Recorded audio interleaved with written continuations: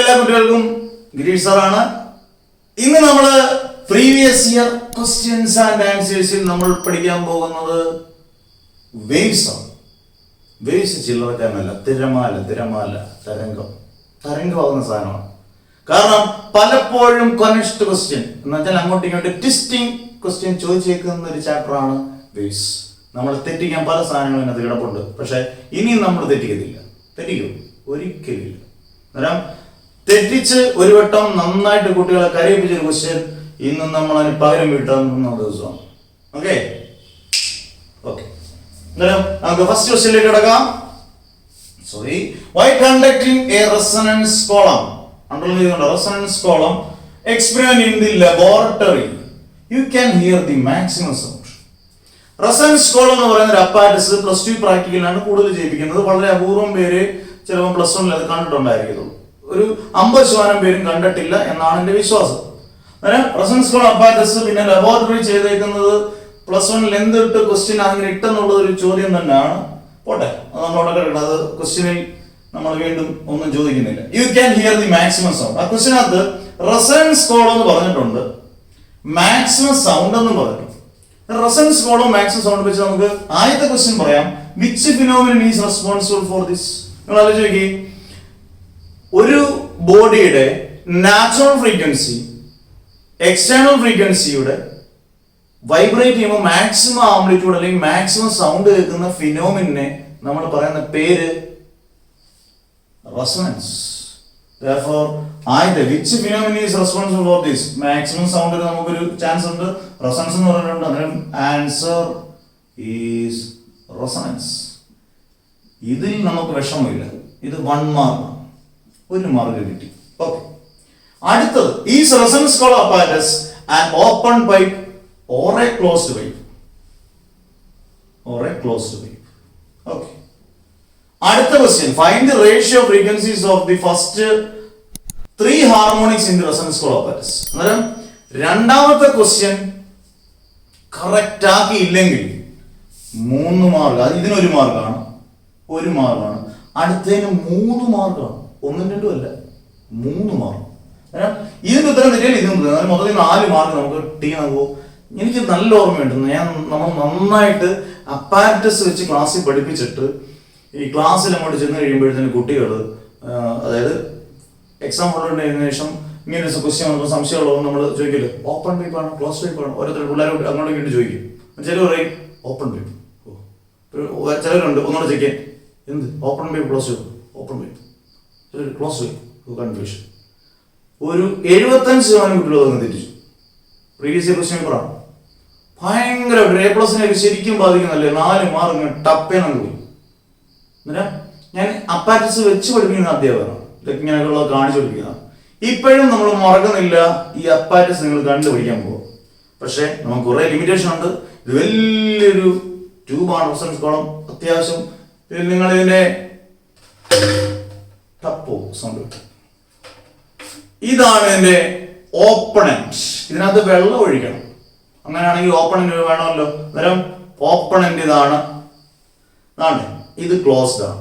ഇത് ഓപ്പൺ ആണെങ്കിൽ വെള്ളം അങ്ങ് പോകത്തില്ലേ. പിന്നെ എന്തിനാ നമ്മൾ ഈ വെള്ളം ഒഴിക്കുന്നതിനകത്തോട്ട്? ഇതിനകത്തോട്ട് വെള്ളം ഒഴിക്കുന്നതിന്റെ ആവശ്യമില്ലല്ലോ. അന്നേരം ഒരെൻഡ് ഓപ്പണും ഒരെൻഡ് ക്ലോസ്ഡ് ഉള്ള പൈപ്പിനെ നമ്മൾ പറയുന്ന പേര് ക്ലോസ്ഡ് പൈപ്പ് ആണ്. ഇനി മറക്കരുത്, ഒരെൻഡ് ഓപ്പൺ, വെള്ളം ഒഴിക്കാൻ ഒരെൻഡ് വേണം. ഇത് ക്ലോസ്ഡ് ആണ്.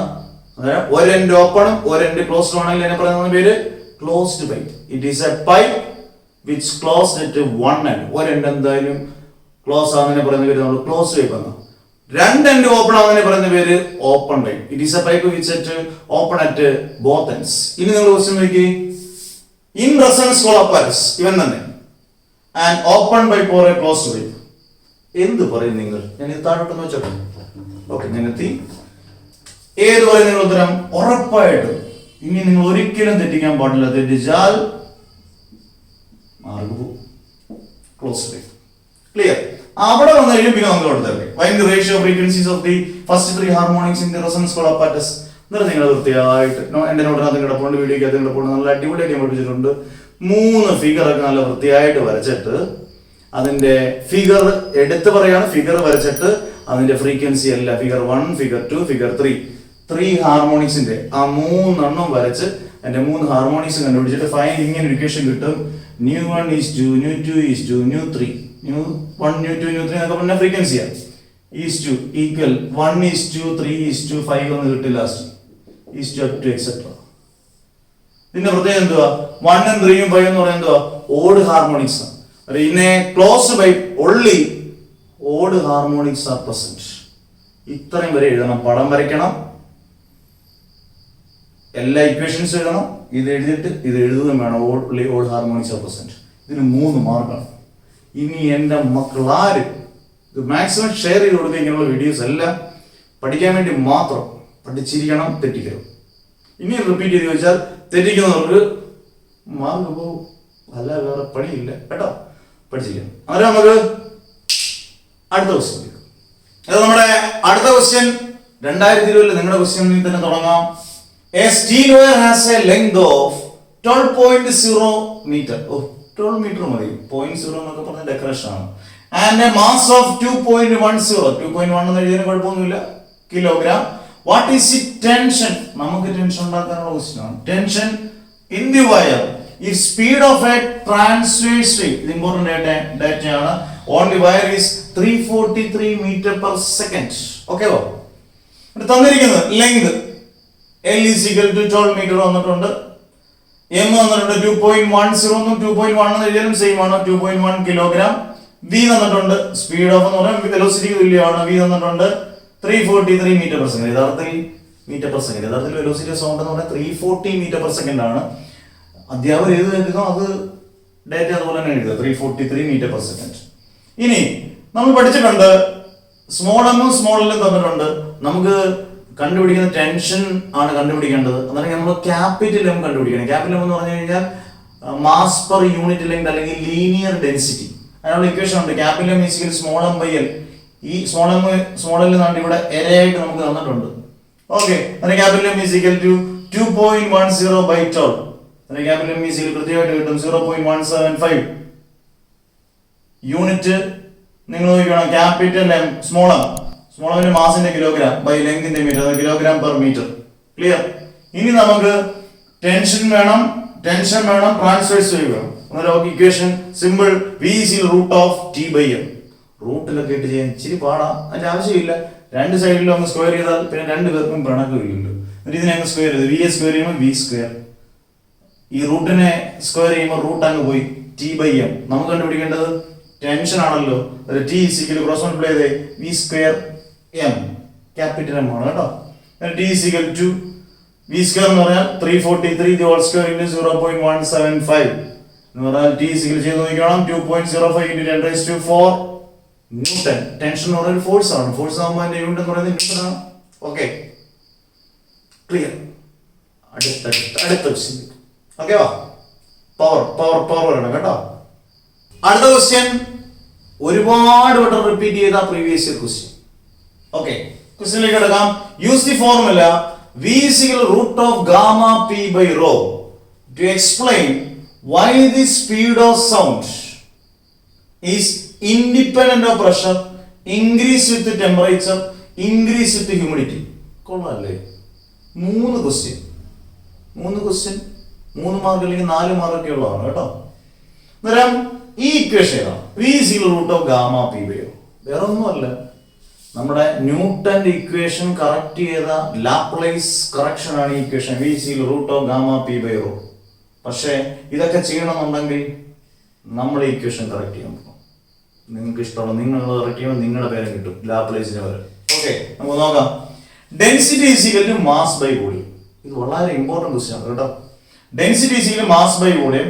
ഇമ്പോർട്ടന്റ് എന്ന് പറയാനുള്ള കാരണം നമ്മൾ അല്ലെങ്കിൽ ഇത് ചെയ്ത് പഠിച്ചില്ലെങ്കിൽ നമുക്ക് ചെയ്യാൻ പറ്റത്തില്ല. ഒന്ന് ചെയ്ത് നോക്കിയിട്ട് പോകണം. Density is equal to mass by volume. Density denominator rho is equal to m by v. Cross multiply ചെയ്താൽ rho v is equal to rho v is equal to m. V is equal to m by rho. അത് equation number 1. ഇത്രയും clear ആയോ? Simple step. Okay, ideal gas equation PV is equal to nRT. n 1 mole ആണെങ്കിൽ n is equal to 1 mole ആണെങ്കിൽ PV is equal to RT. Equation number 2. Substituting 1 in 2 എന്ന് പറഞ്ഞാൽ PV യുടെ സ്ഥാനത്തോട്ട് നമുക്ക് m by rho എടുക്കാം. P into m by rho is equal to RT. അതിൽ നിന്ന് P by rho ഒരുമിച്ച് എങ്ങനെ എഴുതി? ഇപ്പുറത്ത് RT by m. P by rho is equal to RT by m. ഇനി നമുക്ക് ലാപ്ലേസിനെ ഇങ്ങോട്ട് എടുത്തിടാം. V is equal to root of gamma P by rho. വലിയ കാര്യത്തെ കറക്റ്റ് ചെയ്യുന്ന പറഞ്ഞിരിക്കുമല്ലേ? V is equal to root of gamma P by rho. ഈ P by rhoയ്ക്ക് പകരം നിങ്ങൾ ശ്രദ്ധിച്ചോണം, ഈ P by rhoയ്ക്ക് പകരം P by rhoയ്ക്ക് പകരം നമുക്ക് RT by m കൊടുക്കാമല്ലോ. അന്നേരം V is equal to root of gamma RT by m. അവിടെ വെച്ചിട്ട് നമ്മൾ പറയണം ആയത് question is independent of pressure. ഇതിനകത്ത് പ്രഷർ ഉണ്ടോ? ഇല്ല. അന്നേരം ഇങ്ങനെ എഴുതാം ആയത് question A, this formula the speed of sound is independent of pressure. Correct അല്ലേ? പ്രഷർ എന്നുള്ള ടൈം അതിനകത്തില്ല. രണ്ടാമത്തെ ഇൻക്രീസ് വിത്ത് ടെമ്പറേച്ചർ ഉണ്ടല്ലോ. വിയുടെ നേരെ റൂട്ടിലാണെങ്കിലും ഡയറക്ട്ലി പ്രൊപ്പോർഷണൽ എന്ന് പറഞ്ഞാൽ ടെമ്പറേച്ചർ കൂടിയാൽ സ്പീഡ് ഓഫ് സൗണ്ട് കൂടും, വെലോസിറ്റി കൂടും. When temperature increases, velocity also increases according to this relation. Clear? അടുത്തത് increase with humidity. Humidity എന്ന് പറയുമ്പോൾ നമുക്ക് moist air ആണെങ്കിൽ അവിടെ ഡെൻസിറ്റി കുറവായിരിക്കും. ഡെൻസിറ്റി കുറവാണെങ്കിൽ അവിടുത്തെ വെലോസിറ്റി കൂടുതലായിരിക്കും. ആ പോയിന്റ് ഓർത്തോണം, വളരെ ഇമ്പോർട്ടൻ്റ് ആണ്. ഹ്യൂമിഡിറ്റി ആണെങ്കിൽ മോയിസ്റ്റ് എയർ ആണെങ്കിൽ അവിടെ ഡെൻസിറ്റി കുറവാണ്. ഡെൻസിറ്റി എന്ന് പറഞ്ഞാൽ മാസ് ബൈ വോളിയം ആണ്. Density is equal to mass by volume. ഉറപ്പായിട്ട് നിങ്ങൾ ആലോചിക്കുക, വോളിയം അതായത് ഡെൻസിറ്റി കുറവാണെങ്കിൽ വെലോസിറ്റി അല്ലെങ്കിൽ വോളിയം കൂടുതലായിരിക്കും സ്വാഭാവികമായിട്ട്. ഇതാണ് നമ്മൾ ഇൻക്രീസ് വിത്ത് ഹ്യൂമിഡിറ്റിയുടെ എഴുതുന്നത്. ഇത്രയും കാര്യങ്ങൾ എഴുതേണ്ടതാണ് ഇത്. എന്നിട്ട് ഇതിപ്പോ നിങ്ങൾ ആലോചിച്ചേ, സിമ്പിൾ ആണോ? ചെയ്ത് പഠിച്ചില്ലെങ്കിൽ മാർക്ക് പോകത്തില്ലേ? ഓക്കെ, അന്നേരം അടുത്ത ക്വസ്റ്റ്യനിലേക്ക്. ഓക്കെ, അടുത്ത ക്വസ്റ്റ്യൻസിലേക്ക് കടക്കാം. 2 ക്വസ്റ്റ്യൻ, ഒരു വെടിക്ക് 2 question. What are infrasonics and ultrasonics? അറിയാമെങ്കിൽ നമുക്ക് തെറ്റിക്കും. ഇൻഫ്രാസോണിക്സ് എന്ന് പറഞ്ഞാൽ sound of frequencies below 20 hertz. അതിനെയാണ് ഇൻഫ്രാസോണിക്സ് എന്ന് പറയുന്നത്. Okay, sounds of frequencies below 20 hertz are called infrasonics, and the sound of frequencies above appo endittikkum 20 kilohertz are called ultrasonics. മറക്കരുത്, ഇത് 20 hertz ആണ്, ഇത് 20 kilohertz ആണ്. The sound of frequencies below 20 hertz are called infrasonics, and the sound of frequencies above 20 kilohertz are called ultrasonics. ഇത് 1 മാർക്കിന് ചോദിച്ച് previous year question ആണ്. Okay, അടുത്ത ക്വസ്റ്റ്യൻ നല്ല ക്വസ്റ്റ്യൻ ആണ്. Explain why we cannot hear an echo in a small room. നമ്മുടെ സ്കൂളിന്റെ ഓഡിറ്റോറിയത്തിൽ നിൽക്കുന്നതായിട്ട് നിങ്ങൾ സങ്കല്പിച്ച്, അവിടെ നമ്മൾ ഒറ്റയ്ക്ക് നിന്നിട്ട്, നല്ല ഓഡിറ്റോറിയം, നമ്മൾ ഒറ്റയ്ക്ക് നിന്നിങ്ങനെ എന്ത് സംസാരിച്ചാൽ എക്കോ ഇങ്ങനെ കേൾക്കാം. സ്കൂളിന്റെ ഓഡിറ്റോറിയത്തിൽ അന്നേരം എക്കോ കേൾക്കണമെന്നുണ്ടെങ്കിൽ ഒരു കണ്ടീഷൻ ഒക്കെയാണ്. അതായത് നമ്മുടെ സ്പീക്കറും വോളും തമ്മിലൊക്കെ ഉള്ള ലെങ്ത് എന്ന് പറയുന്നത് 17 മീറ്റർ ആയിരിക്കണം. ഇത് ഓർത്തിരിച്ചേക്കുക, 17 മീറ്റർ. ഓക്കെ, അന്നേരം 17 മീറ്റർ ആയിരിക്കണം എന്നുള്ളതാണ്. സ്പീക്കറും വോളും തമ്മിലുള്ള ലെങ്തിനിടയിലുള്ള ലെങ്ത് എന്ന് പറയുന്നത് 17 മീറ്റർ ആയിരിക്കണം. 17 മീറ്റർ 17 മീറ്ററിന് താഴെയാണെങ്കിൽ ഉറപ്പായിട്ട് എന്ത് കേൾക്കത്തില്ല? എക്കോ കേൾക്കത്തില്ല. അങ്ങനെയാണെങ്കിൽ നമ്മുടെ വീട്ടിൽ പറയുന്നത് ഒരു വിളികളും അല്ലെങ്കിൽ നമ്മൾ സംസാരിക്കുന്നത്, നമ്മൾ വഴക്ക് പറയുന്നതൊക്കെ എല്ലാവരും കേൾക്കത്തില്ല. അതാണ് കാരണം. ഇതൊരു നല്ല ക്വസ്റ്റ്യൻ, ചോദിച്ചിട്ടുള്ള ക്വസ്റ്റ്യൻ. ആൻസർ കൃത്യമായിട്ട് എഴുതണം. വോളിനും സ്പീക്കറിനും ഇടയിലുള്ള ലെങ്ത് എന്ന് പറയുന്നത് 17 മീറ്റർ ആണ്, അല്ലേ? ഉറപ്പായിട്ടും നമ്മളൊരു സാധാരണ റൂമാണെങ്കിൽ അതിന്റെ ലെങ്ത് എന്ന് പറയുന്നത് സാധാരണ 17 മീറ്ററിനെക്കാട്ടി കുറവായിരിക്കും. We do not hear an echo. Simple. അടുത്ത ക്വസ്റ്റ്യൻസിലേക്ക് കടക്കാം. അടുത്തതും 2 ക്വസ്റ്റ്യൻ ആണ്. Why explosions on other planets cannot be heard on the earth? സത്യമല്ലേ? വേറെ ഏതൊക്കെ പ്ലാനറ്റിൽ നടക്കുന്ന എക്സ്പ്ലോഷൻ ഒന്നും നമ്മുടെ ഭൂമി കേൾക്കുന്നില്ല, എർത്ത് കേൾക്കുന്നില്ല. കാരണം എന്താണ്? ഒരേ ഒരു റീസൺ, ഒരേ ഒരു രാജാവ്. Since there is no material medium, ഇതിനിടയിൽ ഒരു മീഡിയം ഇല്ല, അതുകൊണ്ട് അവിടെ നടക്കുന്നതൊന്നും നമുക്ക് ഇവിടെ കേൾക്കത്തില്ല. അന്നേരം ഇത്രയേ ഉള്ളൂ. 2 മാർക്കിന് 1 മാർക്കിന് ചോദിച്ചിട്ടുണ്ട്. 1 mark and 2 mark. there is no medium in between planets, ഏതെങ്കിലും planet and the earth. ഒരു മീഡിയം അതിനിടയിലില്ല. അതാണ് എൻ്റെ correct. Since there is no material medium, or since there is no medium in between the planets on the earth. Planet വരുന്നതാണ്. ഇപ്പം Jupiter ആയിക്കോട്ടെ, Saturn ആയിക്കോട്ടെ, Saturn എർത്തിന് ഇടയിൽ എന്തില്ല, ഒരു മീഡിയം ഇല്ല. അതുകൊണ്ട് നമുക്കൊരു സൗണ്ട് കേൾക്കാൻ പറ്റത്തില്ല. ഓക്കെ, അടുത്ത ക്വസ്റ്റ്യൻ, നല്ല ക്വസ്റ്റ്യൻ, റിപ്പീറ്റഡ് ക്വസ്റ്റ്യൻ, ചിന്ന ക്വസ്റ്റ്യൻ, 2 മാർക്ക് പക്ഷെ തെറ്റിക്കാറുണ്ട്. Why do we not hear beats due to sound wave produced by the violin in the violin section of an orchestra? എന്തുകൊണ്ടാണ് ബീറ്റ്സ് കേൾക്കാത്തത് ഒരു വയലിൻ ഓർക്കസ്ട്രയിൽ? അന്നേരം ബീറ്റ്സ് എന്ന് പറഞ്ഞാൽ എന്താണെന്ന് അറിയാതെ പറ്റത്തില്ലല്ലോ. ബീറ്റ്സ് എന്ന് പറഞ്ഞാൽ ഒരു ഫ്രീക്വൻസി 50 ഹെർട്സും അടുത്ത ഫ്രീക്വൻസി 49 ഹെർട്സ്. ഒരു എക്സാമ്പിൾ ഞാൻ പറഞ്ഞാണ്. നിയർലി ഈക്വൽ ഫ്രീക്വൻസി ഉണ്ടെങ്കിൽ മാത്രമേ ബീറ്റ്സ് കേൾക്കത്തുള്ളൂ. ബീറ്റ്സും ഈക്വൽ ഫ്രീക്വൻസി ഉണ്ടെങ്കിൽ എന്തില്ല, 2 50 ആണെങ്കിൽ അവിടെ ബീറ്റ്സ് കേൾക്കത്തില്ല. പക്ഷെ നിയർലി ഈക്വൽ, ഒരെണ്ണം 50 ഒരെണ്ണം 49 ആണെങ്കിൽ അവിടെ ബീറ്റ്സ് ഉണ്ട്. ഇനി നമുക്ക് നോക്കാം. Why do we not hear beats due to a sound wave produced by the violin in the violin section of an orchestra? ഞാൻ പറഞ്ഞ തരാം, നിങ്ങൾക്ക് വ്യക്തമായിട്ട് മനസ്സിലാവും. നമ്മൾ ടി വിയിലും അല്ലെങ്കിൽ നിങ്ങൾ ലൈവായിട്ടൊക്കെ ഒരുപാട് പേര് പരിപാടി ഉണ്ടായിരിക്കും. വയലിൻ പഠിക്കുന്ന ഒരുപാട് കുട്ടികളുണ്ട്. വയലിൻ ഇങ്ങനെ ഞാനൊക്കെ കാണുമ്പോൾ എനിക്ക് ഭയങ്കര ഇഷ്ടമാണ്. കാരണം ഇങ്ങനെ ഇങ്ങനെ പാടുന്നു. അവിടെ നിന്ന് കുറേ പേര് ഇങ്ങനെ വയലിൻ വായിക്കുന്നു കൃത്യമായിട്ട്. നിങ്ങൾ ചോദിക്കുക, അത് കൃത്യമായിട്ട് കമ്പോസ് ചെയ്ത് കൃത്യമായിട്ട് വയലിൻ വായിക്കണം. നല്ല കഷ്ടപ്പെട്ടുള്ള സംഭവമാണ് ഈ വയലിൻ എന്ന് പറയുന്നത്. ഇത് എല്ലാവരും ഈക്വലായിട്ടാണ് വായിക്കുന്നത്. ഈക്വൽ ഫ്രീക്വൻസിയിൽ കറക്റ്റാണ് വായിക്കുന്നത്. ഒരാൾ വിചാരിക്കുക, ഞാൻ ശകലം മുന്നിലെത്താൻ വേണ്ടി ഞാൻ ശകലം കയറ്റി വായിക്കും, ശകലം സ്പീഡ് കൂട്ടി വായിച്ചാൽ മൊത്തം കുളമായി, ആൾക്കാർ പോകും. അന്നേരം ഈക്വൽ ഫ്രീക്വൻസിയിൽ അവർ വായിക്കണം. ഈക്വൽ ഫ്രീക്വൻസി വായിച്ചാൽ അവിടെ ബീറ്റ്സ് കേൾക്കൂ? ഒരിക്കലും ഇല്ല. അന്നേരം നിയർലി ഈക്വൽ ഫ്രീക്വൻസീസ് ആണ് ഏത് 50 ഹെർട്സ് അല്ലെങ്കിൽ 45 ഹെർട്സ് 48 ഹെർട്സ് ഒക്കെ ആണെങ്കിൽ ബീറ്റ്സ് കേട്ടാൽ. പക്ഷേ ഇത് സെയിം ഫ്രീക്വൻസി വായിക്കണം. അതുപോലെയാണ് വയലിൻ ഓർക്കസ്ട്ര. അത്രയ്ക്ക് പെർഫെക്റ്റ് ആണ്. ഇതിൻ്റെ അത്ര ആൻസർ ഇത്രയേ ഉള്ളൂ. നിയർലി ഈക്വൽ ഫ്രീക്വൻസി ആണെങ്കിൽ ബീറ്റ്സ് കേൾക്കും. ഇത് ഈക്വൽ ഫ്രീക്വൻസി ആണെങ്കിൽ ഒരിക്കലും എന്ത് കേൾക്കത്തില്ല, ബീറ്റ്സ് വയലിൻ ഓർക്കസ്ട്ര നന്നായിട്ട് വയലിൻ വായിക്കുന്നവരുടെ ഇടയിൽ കേൾക്കത്തില്ല. So it is dedicated to violin orchestra. കഷ്ടപ്പാടല്ല, ഓർത്തിരിക്കണം. അടുത്ത question, when a stone is dropped into a river, certain waves are formed on the surface. Again, very repeated question. ഒരു കല്ലെടുത്ത് നമ്മൾ വെള്ളത്തിൽ ഇട്ടു, അത് സീ ആയിക്കോട്ടെ റിവർ ആയിക്കോട്ടെ എന്തോ ആയിക്കോട്ടെ, നമ്മുടെ ബക്കറ്റിനകത്തിട്ടാൽ പോലും ചെറിയ വേവ് ഉണ്ടായാലും മതി. certain waves are formed on the surface. ആറ്റിൽ തന്നെ ആയിക്കോട്ടെ അല്ലെങ്കിൽ കടലിൽ തന്നെ ആയിക്കോട്ടെ, certain waves ഉണ്ടായി. what type of wave is it? ഇനി നിങ്ങൾ ഇനി മറക്കുക ചെയ്യരുത്.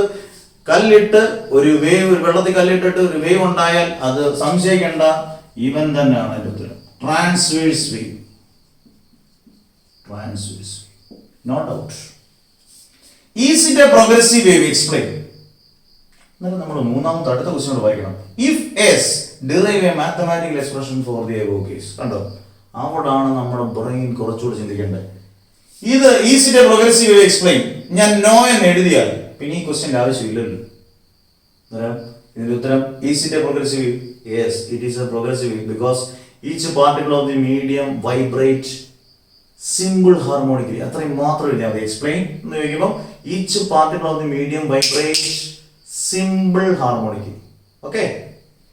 If yes, derive a mathematical expression for the above case. Yes ആണ് derive expression for the above case എന്ന് പറഞ്ഞാൽ പ്രോഗ്രസീവ് വേവിന്റെ പടം വരച്ചിട്ട് അതിന്റെ ഡെറിവേഷൻ എഴുതണം. 3 മാർക്കാണ്. y = a sin 2π λ vt - x + 5. നല്ല അടിപൊളിയായിട്ട് ഞാൻ ഡെറിവേഷൻ പഠിക്കുന്നത് 5-6 സ്റ്റെപ്പേ ഉള്ളൂ. നിങ്ങൾ എൻ്റെ വേവ്സിന്റെ വീഡിയോ കണ്ടു നോക്കുക, ഈസി ആയിട്ട് പഠിക്കുക. ശ്രദ്ധിക്കണം ഇങ്ങനെയുള്ള ക്വസ്റ്റ്യൻസ്. ഓക്കെ. കല്ല് വെള്ളത്തിലിട്ടാൽ a wave, transverse wave. Is it a progressive wave? Yes. Expression പഠിച്ചിരിക്കണം. അടുത്ത question. A string is attached between 2 points. ഒരു സ്ട്രിങ് 2 പോയിന്റ്സിലോട്ട് അറ്റാച്ച് ചെയ്തിരിക്കുന്നു. The string is plucked at one end, cut ചെയ്തു, and released. The wave will reflect back. ഇങ്ങനെ pluck ചെയ്ത് കഴിയുമ്പോൾ cut കഴിയുമ്പോൾ തിരിച്ച് റിഫ്ലക്ട് ചെയ്യുന്ന ഒരേ ഒരു വേവേ ഉള്ളൂ. Answer is standing waves. Or മറ്റൊരു പേര് പഠിപ്പിച്ചപ്പോഴും ഞാൻ പറഞ്ഞാണ് ഇതിന്റെ വീഡിയോയിൽ, സ്റ്റേഷനറി വേവ്സ്. ഇതൊരു 1 മാർക്ക് ക്വസ്റ്റ്യൻ ഉള്ളി. പക്ഷെ അത് തെറ്റിയ ബാക്കിയുള്ള എല്ലാം പോയി. അതാണ് മറ്റൊരു പ്രത്യേകത. What will be the name of the resulting waves? Sorry, ഇവിടോട്ട് കൊടുത്തേക്കാണ്. Standing waves or stationary waves. What are its characteristics അല്ലെങ്കിൽ വാട്ട് ആർ ഇറ്റ്സ് പ്രോപ്പർട്ടീസ്? ഞാൻ പറഞ്ഞിട്ടുള്ളതാണ് അതിന്റെ നോഡും ആന്റി നോഡും ഒക്കെ ഉള്ളത്. അതിന്റെ നോഡിന്റെ അവിടെ സിംഗിൾ ഹാർമോണിക് മോഷൻ ഇല്ല, അവിടെ ഡിസ്പ്ലേസ്മെന്റ് ഇല്ല. നോഡിന്റെ ആംപ്ലിറ്റ്യൂഡ് കൂടുതലാണ്. അതിന്റെ ആംപ്ലിറ്റ്യൂഡ് ചേഞ്ച് ചെയ്യുന്നതിന്റെ പോയിന്റ്സ് കൃത്യമായിട്ട് എഴുതണം.